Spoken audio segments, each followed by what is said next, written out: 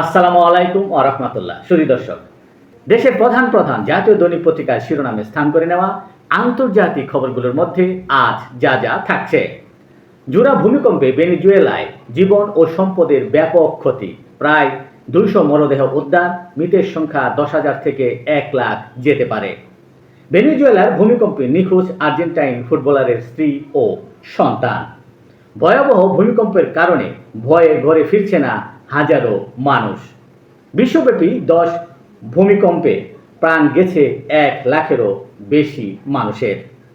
ফিলিস্তিনের বিপক্ষে অবিচল সমর্থনের কারণে ইরানের প্রশংসায় হামাস। আজাদ কাশ্মীরে খাবার, জ্বালানি ও ঔষধের প্রবেশ বন্ধ করেছে পাকিস্তান।